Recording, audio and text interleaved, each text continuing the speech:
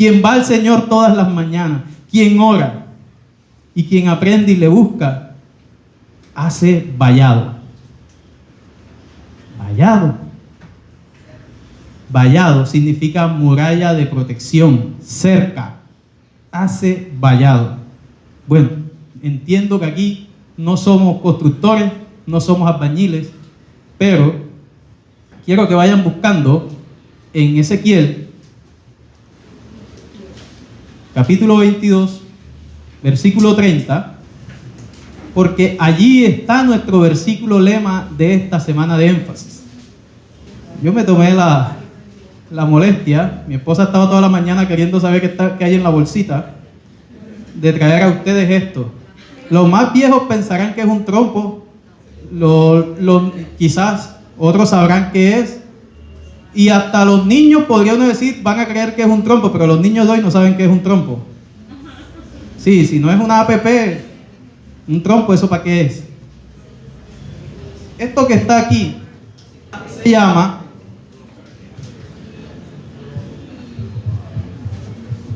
una plomada, ¿cierto?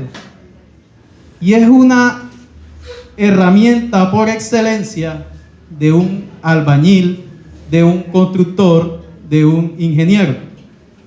Es la herramienta por excelencia. Ustedes pueden ver un albañil con una plomada y un metro, una cinta métrica, ¿cierto? Así como ven a un doctor con un estetoscopio, ustedes van a ver que un albañil tiene plomada, cinta métrica y una mona.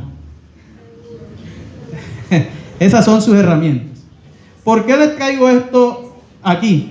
Porque si lo escuchamos más adelante, no sea como muchas cosas que leemos en la Biblia y no entendemos y no nos damos el trabajo de investigar qué quería decir el Señor con eso. Y bueno, voy a seguir adelante, pero antes quiero decirles, los que no saben, esto es una herramienta, no es para medir, es una herramienta para comprobar. ¿Y qué vamos a comprobar? El ángulo de inclinación de algo que está vertical, ¿ya? Para ver si está completamente recto. Para los matemáticos, para ver si tiene un ángulo exacto de 90 grados con la horizontal o con el suelo, ¿ya? Entonces, si yo quisiera saber si esta columna está completamente vertical, yo extiendo mi plomada, espero que se quede quietecita y mediría los puntos que hay, la distancia desde el objeto que estoy comprobando hasta la línea de la plomada. Si las distancias son iguales, el objeto está completamente vertical. Si las distancias dan diferente, dicen los albañiles, está desplomado, ¿ya? Esas columnas están desplomadas. ¿Y cómo creen que un albañil soluciona eso? Agarra una mona, ¿ya? Y a veces, la mayoría de las veces no necesita tumbarlo todo, porque el núcleo puede permanecer recto y puede corregir los bordes y hacer que esté a plomo. Entonces, esto es una plomada.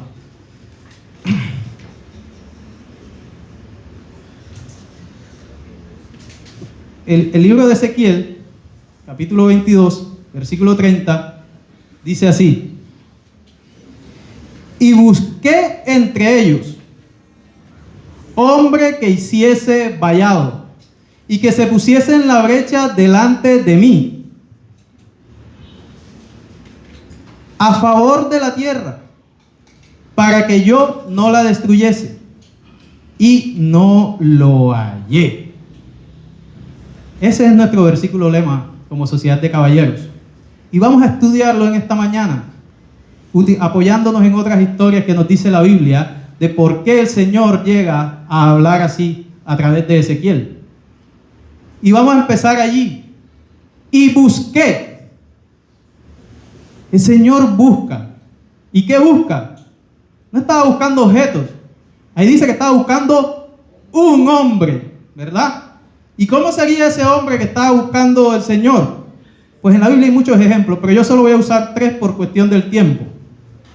Yo voy a usar a Abraham, Puede ir conmigo a Génesis 20, 7 y 17.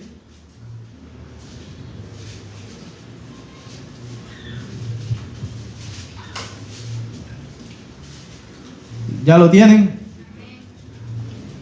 Génesis 27 dice: ahora pues, devuelve la mujer a su marido, porque es profeta, y orará por ti y vivirás. Y si no la devolvieres, sabe que de cierto morirás tú y todos los tuyos. Yo sé que los dejé tal vez perdidos por coger un versículo ahí, pero es que es muy largo. Si les digo, leamos todo el pasaje. Lo que está diciéndole el Señor a Abimelech es que le devuelva a Sara, que la había tomado por esposa para él. Ahora, esto no era del todo culpa de Abimelech. Abimelech lo que estaba era abusando de su posición. Como hacían los reyes en aquella época, veían a la mujer más bonita del territorio y la escogían para sí. Y Sara tenía que ser una modelo en aquella época, porque el faraón también hizo lo mismo. Entonces, Dios se le apareció a Abimelech antes de que llegara a tocar a Sara. Seguramente la tenía ahí en preparación y quizás algunos días, no en el mismo instante.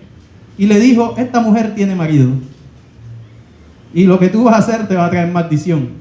Y le dijo a Abimelech: pero él no me dijo que era marido, él me dijo que era su hermana. Así que no es del todo culpa mía, Señor. Y Dios, demostrándole que él no era el más justo, pues yo mismo te estoy diciendo que no caigas en pecado, porque Dios también es justo. Por eso se le apareció a Abimelech.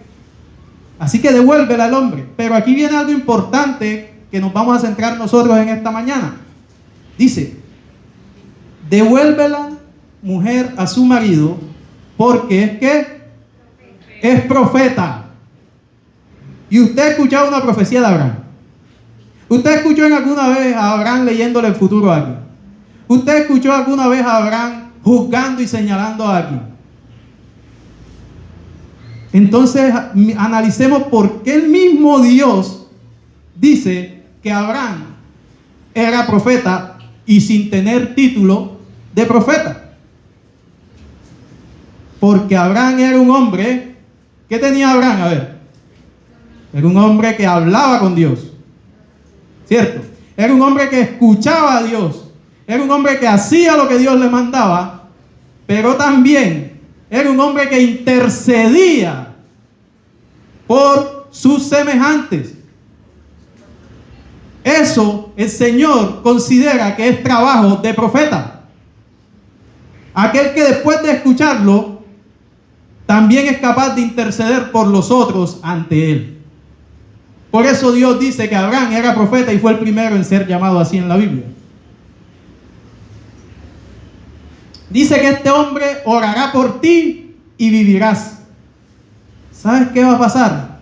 Si el Señor no hubiera hablado, o si Abimelech pudo haber hecho también caso omiso y seguir adelante con su plan con Sara, morirás, padecerás. Pero dice el Señor que este hombre hablará por ti y vivirás. Y vamos al versículo 17. Dice: cuando ya le volvieron su mujer, entonces Abraham oró a Dios, y Dios sanó a Abimelech y a su mujer y sus siervos, y tuvieron hijos, porque Jehová había cerrado completamente toda matriz de la casa de Abimelech. No creamos que la iniquidad Dios la va a dejar pasar por alto. Todavía no la había tocado, no había tocado a la mujer de Abraham, y ya Dios le había cerrado la matriz a las mujeres de su pueblo para que no tuvieran hijos. Sin embargo, dice que Abraham oró por Abimelech y el Señor lo sanó a él y a las mujeres de su pueblo. Les eliminó el castigo que les venía para encima. Entonces ya sabemos que un profeta no es solo aquel que anda por allí juzgando, señalando y leyendo el futuro. Es más importante para Dios que este profeta sea capaz de interceder ante él por su prójimo. Vamos a tomar otro hombre, a ver cómo son esos hombres que busca a Dios, que dice que no encontró. Vamos a tomar a Moisés. Vamos a Éxodo 32, del 9 al 14.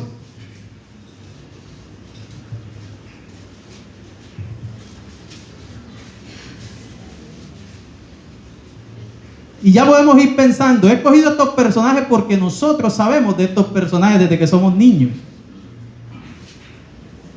¿Y qué tenía Moisés de especial que nosotros sepamos? Moisés era un hombre que tenía una relación con Dios. Moisés hablaba con Dios cara a cara. Moisés no le daba miedo ir ante Dios, mientras que al pueblo sí, pero a él ya no le daba miedo. Y vamos a ver en Éxodo 32, 9 al 14, el editor de la Biblia deja el título del pasaje en el último versículo del capítulo anterior. O sea, en el 18 del 31 dice el becerro de oro. Pero ese es el pasaje.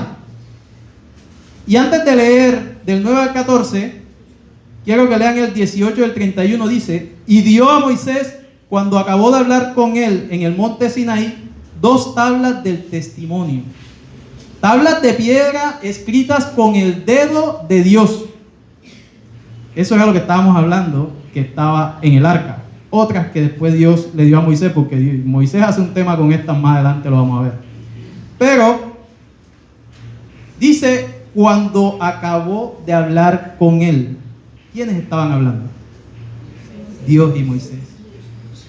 Entonces Moisés podemos decir que también hacía trabajo de profeta, porque podía hablar con Dios, porque podía escucharle.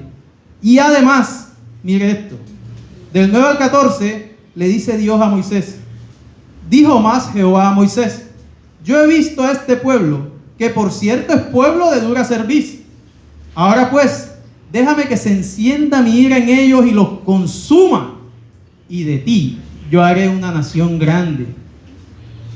Entonces Moisés oró en presencia de Jehová su Dios y dijo: oh Jehová, ¿por qué se encenderá tu furor contra tu pueblo, que tú sacaste de la tierra de Egipto con gran poder y con mano fuerte?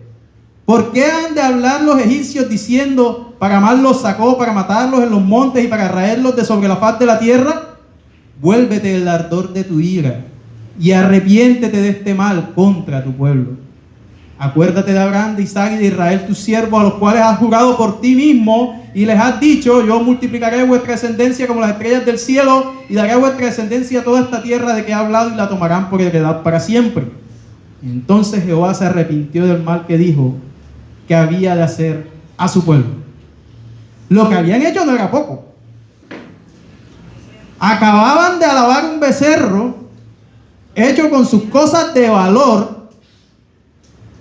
Si las hubieran pedido en ofrenda a Dios, a nosotros, nos quitaríamos los zarcillos de oro, los aretes, los anillos, y los echaríamos en la bolsa. Pero ellos, para hacerse un Dios, pensando que Moisés, por demorado 40 días allá arriba, había muerto, cogieron todo lo que tenían de valor y se sacaron un becerro de oro. Y ofrecieron, según ellos, fiesta a Jehová, diciendo que Jehová era ese becerro. Y el Señor se ofendió. Dijo: ve a ver, Moisés, a tu pueblo. Ya no dijo a mi pueblo, a tu pueblo. Enseguida los destituyó en el acto, porque Él los escogió como pueblo, pero enseguida ahí los destituyó. Y sabes, es que Dios sí se aira. Nosotros somos a imagen y semejanza de Él. Y piense usted cómo actúa cuando está airado. ¿Por qué vamos a pensar que Dios no se aira?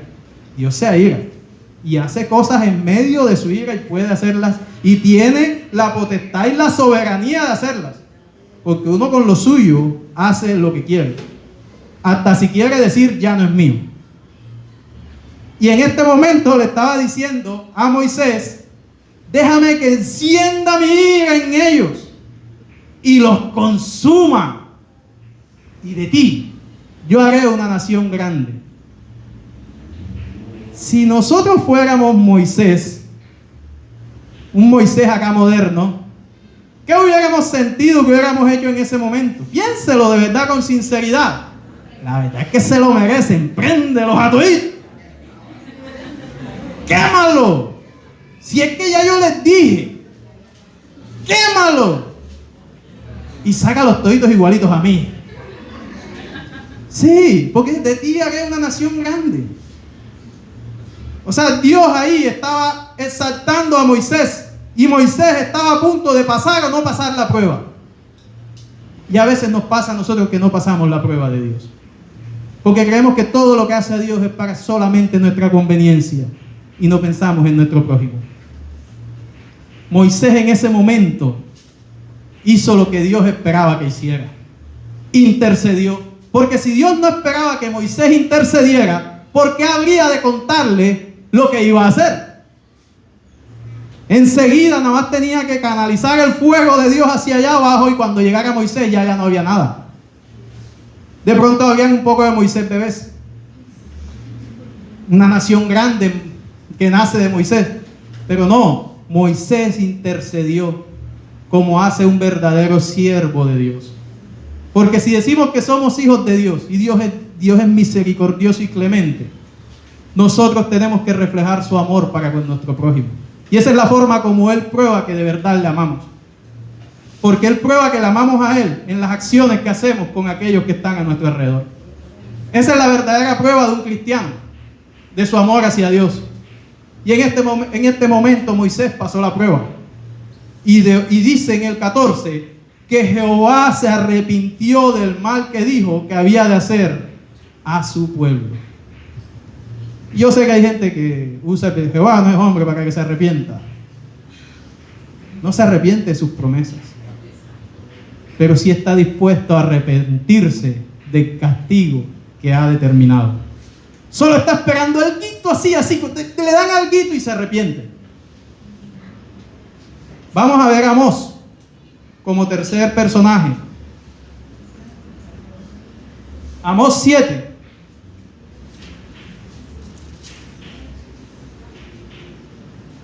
Amós 7 dice: 3 visiones de destrucción. Así me ha mostrado Jehová el Señor. He aquí, él criaba langostas, cuando comenzaba a crecer el heno tardío. Y he aquí, era el heno tardío después de las siegas del rey. Y aconteció que cuando acabó de comer la hierba de la tierra, yo dije: Señor Jehová, perdona ahora. ¿Quién levantará a Jacob? Porque es pequeño. Se arrepintió Jehová de esto y dijo: no será. Luego dice Amós: Jehová el Señor me mostró así. He aquí, Jehová el Señor llamaba para juzgar con fuego, y consumió un gran abismo, consumió una parte de la tierra.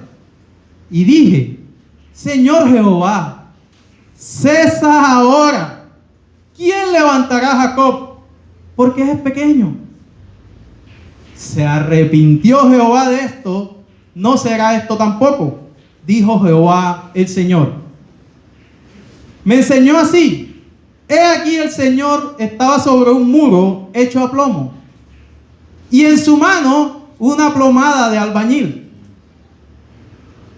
Jehová entonces me dijo: ¿qué ves, Amós? Y dije: una plomada de albañil. Y el Señor dijo: he aquí, yo pongo plomada de albañil en medio de mi pueblo Israel, no lo toleraré más.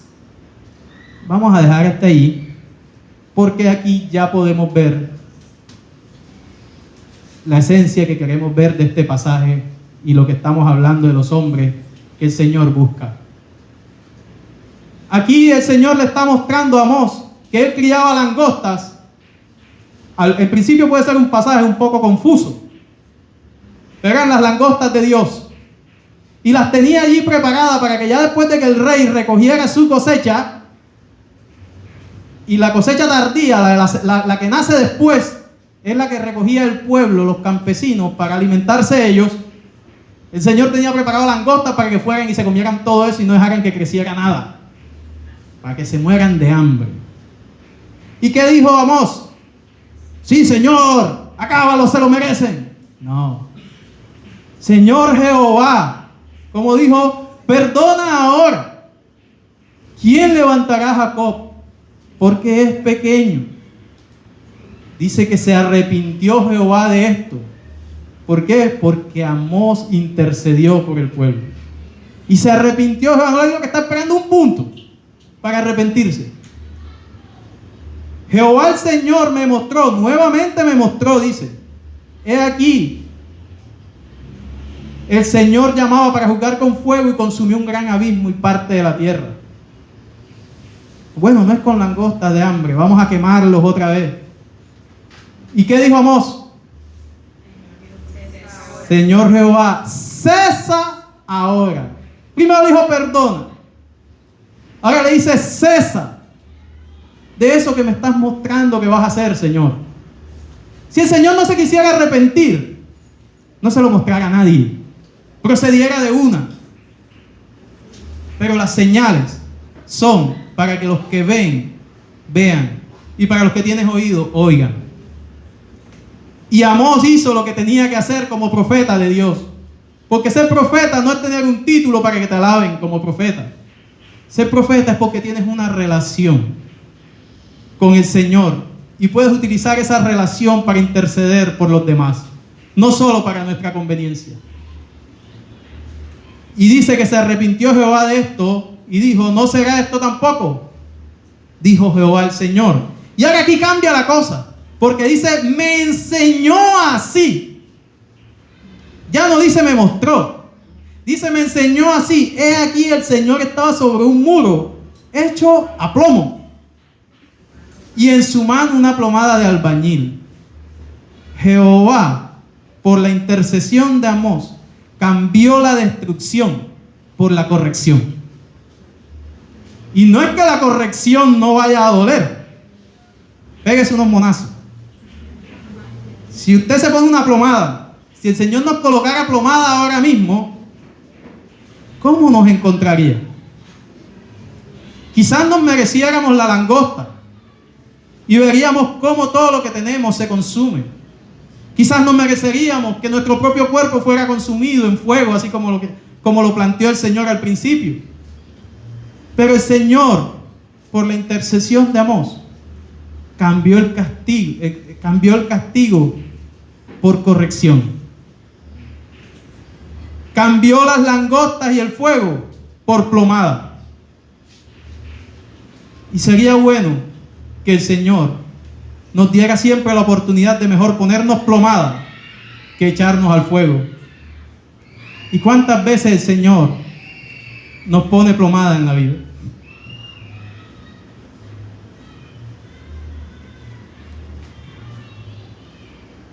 Es necesario que el Señor nos corrija.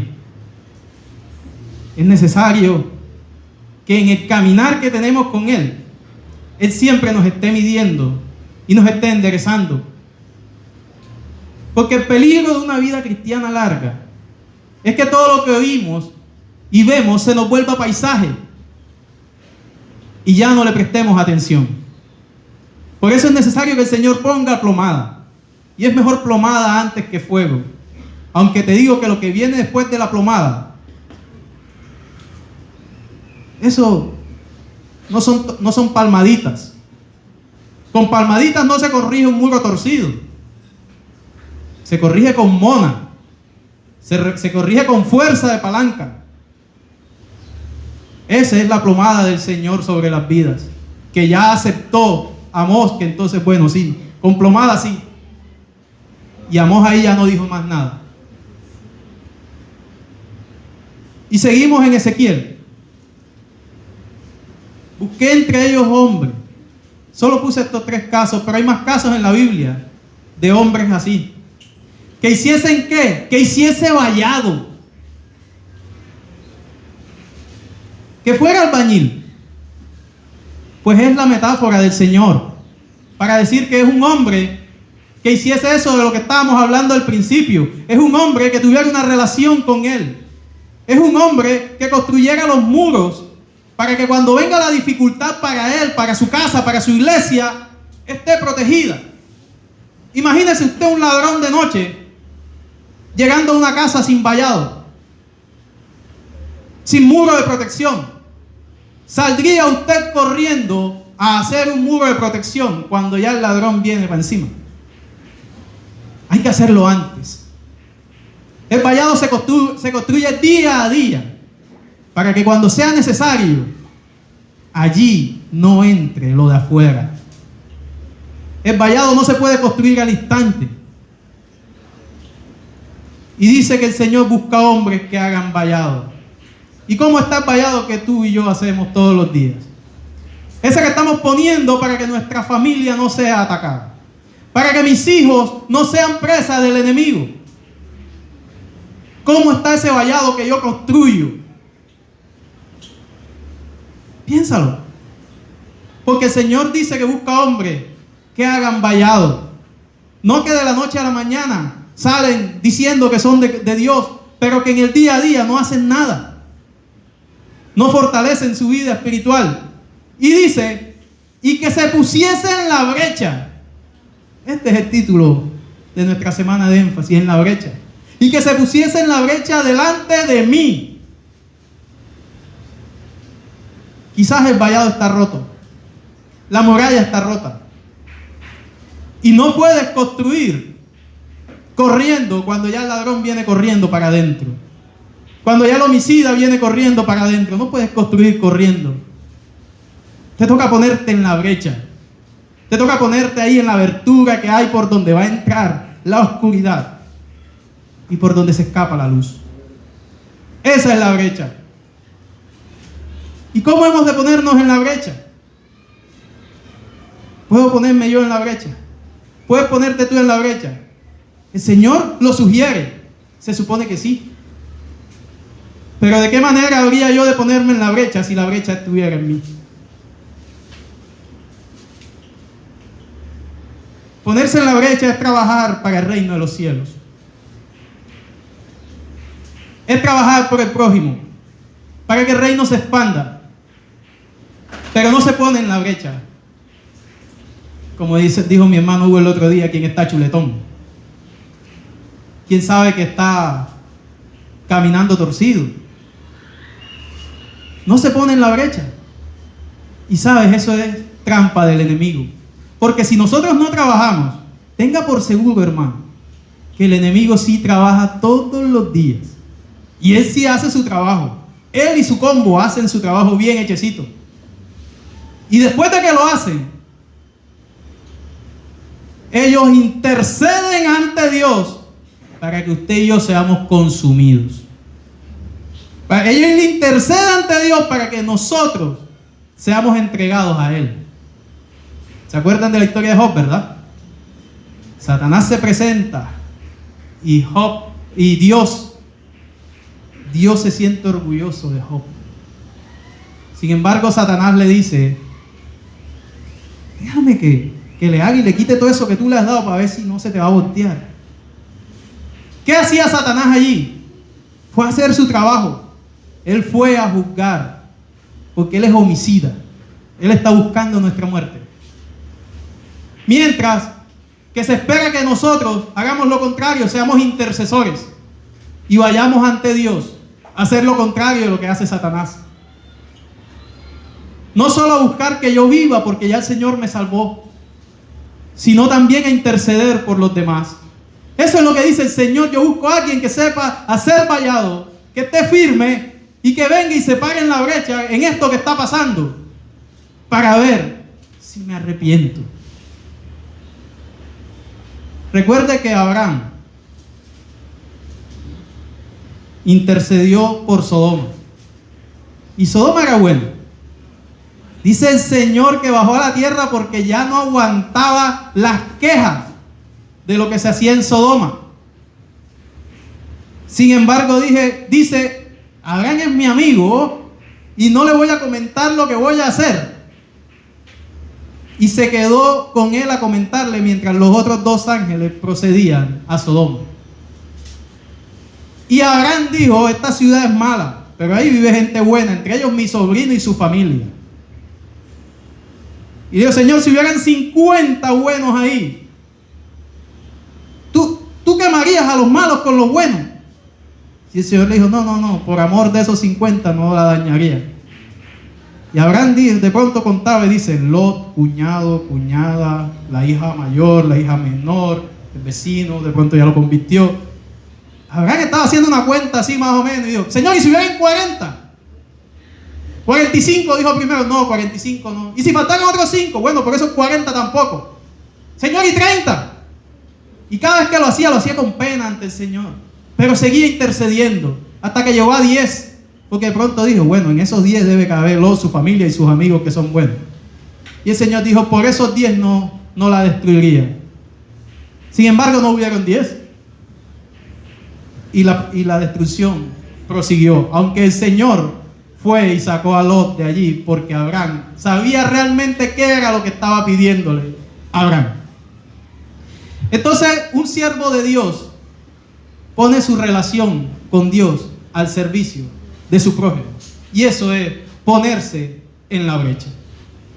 Y dice que se pongan en la brecha delante de mí, a favor de la tierra, para que yo no la destruyese. Y Jehová no determina destrucción por su gusto. El Señor permite destrucción en nuestras vidas porque nosotros buscamos el mal. Entonces Él permite que las fuerzas del mal actúen en nosotros. Pero aquel que no busca el mal, aquel que está agarrado de la mano de Dios, el mal no tiene permiso de tocarle. Acuérdese una vez más de Job. Toca todo si quieres lo que está reprobando, me lo toques. Necesita permiso.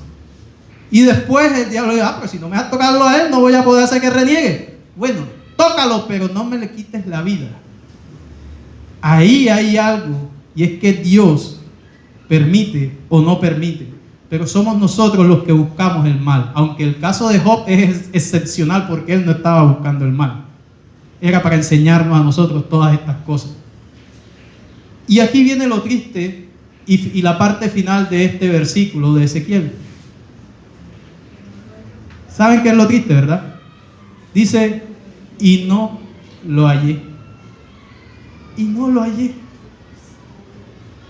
Y ciertamente hoy nos podemos analizar y decimos, ¿dónde están los Abraham de hoy? ¿Dónde están los Moisés de hoy? ¿Dónde están los Amós de hoy? ¿Dónde están los Ezequiel de hoy? Razón tiene el Señor. Estaba dándole una profecía a Ezequiel, incluso que es ya más cerca para nuestros días.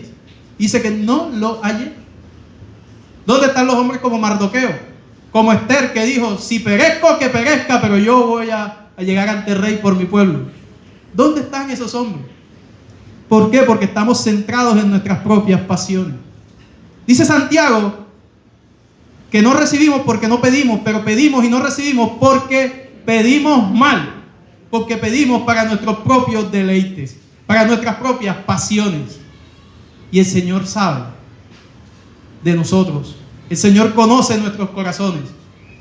Y eso no es lo que Él quiere cuando vaya.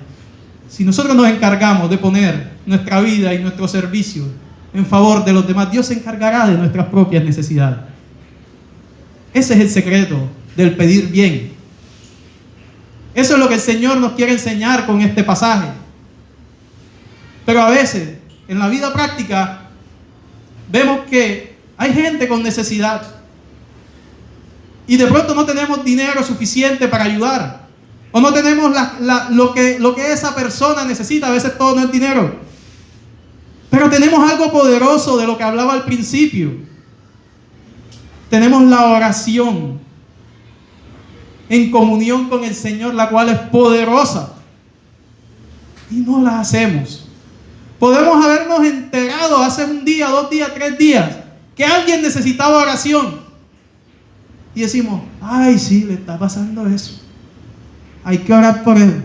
Es más, vamos a estar orando por él. Y la oración, ¿a dónde? No se hizo. Así que cuando sepas que alguien murió, también debes preguntarte, ¿cuántas oraciones hice por esa persona? Y si te sientes culpable, razón tienes de sentirte culpable. Y si las hiciste, razón tienes de sentir que hiciste tu trabajo. Pero tenemos que ponernos en la brecha. ¿Por qué? Porque si no lo hacemos, la destrucción queda en cabeza de nosotros como culpables. Siempre el Señor va a estar esperando una intervención de nosotros para arrepentirse. Quizás esté a veces siendo muy drástico con la mona y solo necesita una oración que ni tú ni yo sabemos si es la mía, si es la del hermano, si es la otra, para que Jehová actúe y se arrepienta. No sabes si es tu oración la que necesita el hermano. Por eso no dejes de hacerla. No sabes si es tu clamor el que él necesita. ¿Cuántos han muerto? Y podríamos preguntarnos, ¿estuve en la brecha por mi hermano o por mi hermana? Ciertamente, si el Señor me hubiera revelado esta palabra hace 3 meses, quizás le hubiera dicho: Señor, cesa ahora, porque es pequeña. ¿Y sabes por qué tenía que habérselo dicho?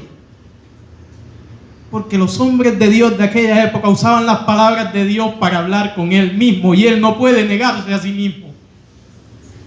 Por eso tenemos que saber palabra, porque para hablar con Dios tenemos que incluso saber su propia palabra. Sin embargo, Dios es soberano, y a veces la única forma que tiene para evitar que el enemigo nos reclame como suyos es llevarnos temprano con él. Pero eso no quita que yo haya debido ponerme en la brecha por mi hermano o por mi hermana que necesitaba mi clamor. Eso no nos quita la responsabilidad de ir ante el Señor, aún por mi hermano, el cual yo considere que no es cercano a mí.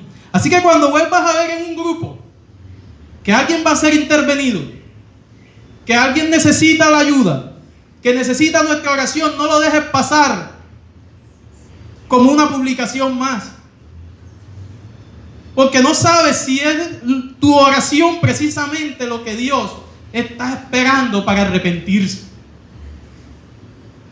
Es tu oración lo que Dios precisamente está esperando para sanar.